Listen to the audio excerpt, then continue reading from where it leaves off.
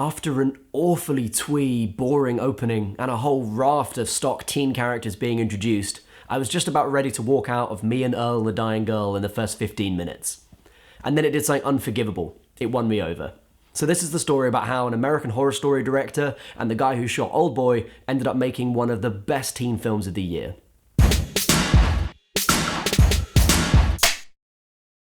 Me and Earl and the Dying Girl has a plot pretty much as you might expect from the title. Loser Greg is made to go and visit a family friend's daughter, Rachel, who has recently been diagnosed with cancer. At first it's a chore, but their friendship grows and they bond over some terrible homemade remakes he's produced with his best friend, Earl. Of course, things aren't going well with Rachel's cancer, as you might expect from the title, so buckle yourselves up for a teary final third. The opening of this film completely lost me. It's about a tortured teenage boy staring at a computer screen, trying to figure out what to write about his life story. He's looking at his super expensive iMac in his impossibly clean bedroom, thinking in voiceover about the girl, while the movie plays nice music underneath. I hate these kind of openings, mostly because when I was a teenage boy, they were all I wrote. I literally have a drawer of printed out scripts that are just opening with teenage boy sits in a room staring at a computer screen. My very first short film, a movie called Writer's Block, is about that, and it also has the most generic title possible for a teenage boy film, but anyway. I cringe to think about even writing those films now, so watching it on a screen is just 100 times worse. And to make it worse, the main character is a filmmaker as well. I hate it when they have filmmakers as the main characters in movies. It's like when I read a book where the main character's a writer. Ugh. I mean, write what you know, but don't necessarily write literally exactly what you're doing at the moment, you know?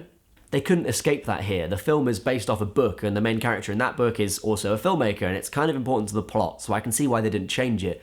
But still, it just throws me out of the movie every time I get a little wink to a film that I like, because I end up just thinking about that film instead. It's to be expected from an American Horror Story director. Little hokey nods to other stuff is pretty much the most obvious of that show's vices, but it sticks in my throat all the same. There's a whole litany of problems with this film. I mean, the direction's quite gimmicky at points, and then the soundtrack's really twee, and all the supporting characters seem very stock at first, and then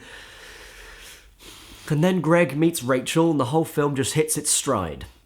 There's lots of excellently well-observed scenes, shot with long takes. Sometimes the camera's static, sometimes it's sweeping with complex blocking. It's a gorgeous movie thanks to Gomez-Rejon and Chung, who pull off a wide variety of tricksy compositions, lighting setups and camera moves that really make the film pop on screen in a way a lot of teen movies don't. And then we've got 3 young actors who inhabit their roles completely, a gorgeous supporting cast of capable, lovable adult actors. And there's a whole load of references that really invite the viewer to look further into the background of the film after they've finished watching it. I mean, you've got all this stuff about Werner Herzog and the French New Wave as well, and then the soundtrack is by Brian Eno, so you're going to open up a whole new fan group there. In a way, that reminded me of Donnie Darko, which was a huge touchstone for my teens, as well as a massive gateway into a certain kind of music and some films that I hadn't seen before. I have Donnie Darko to thank for the fact that I know who Joy Division are and Echo and the Bunnymen, and I feel like this film will do something similar for Brian Eno and Werner Herzog, amongst others, for a different age group, for a new age group coming in. I was talking earlier about how I find references pull you out of a film, but I think that's a solid kind of reference, where it's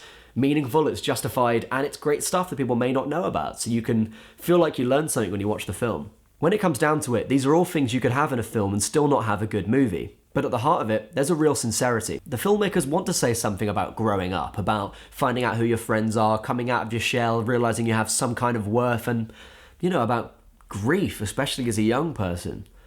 The tweeness and the kind of Tumblr-ready, gifable reaction shots I can live without. But when I'm watching a film where something is honestly really trying to say something and it's meaningful, it can't help but strike a chord with me. So, go and see Me and Earl and the Dying Girl. Movies like this deserve the box office. And if you have any other thoughts about the movie, if you disagreed with what I said or something, please comment down below. I'd like to see what you thought about it. I changed my mind a couple of times about this movie, and in the end, I ended up very positive about it. But like I said, for the first couple of minutes, I was out, so I can understand why you wouldn't like it if you didn't. So don't forget to subscribe to the channel to get the next video when it comes out next week, and I'll see you then. Have a good one. Oh, and one more thing. I actually saw this as part of an initiative by Odeon called Screen Unseen, which is where they put on a mystery film that's coming out in the next few weeks. So you buy the ticket without knowing what the movie's going to be, and you go along, sit down, and basically they just play the title card and that's the movie. I don't usually go to see teen films, and in this case it was kind of a revelation. But the important thing is that the whole audience came in not knowing what they were going to watch, and as a result they were kind of geared up to give it the time of day, to kind of engage with it, to think about it. One of my favourite things to do when I go to the cinema is to sit there and listen to people as they walk out and try and hear what they thought about the film, to understand what the audience felt about it. I mean, that's the best thing about going to the cinema, especially as a filmmaker, because you end up learning what audiences like. A lot of people walking out of Me and Earl and The Dying Girl didn't like it. I think partially that was because of the market in the room. It was mostly older people. But the most important thing was they weren't walking out going, oh, this sucks.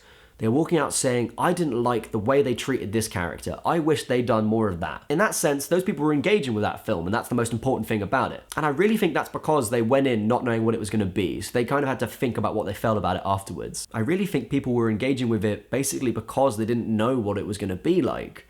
And in my eyes, anything that takes a normal audience and makes it engage with cinema a little bit more, makes it think outside of the box and get outside of its comfort zone, is a great thing. So Odeon, yes please, more of the Screen Unseen.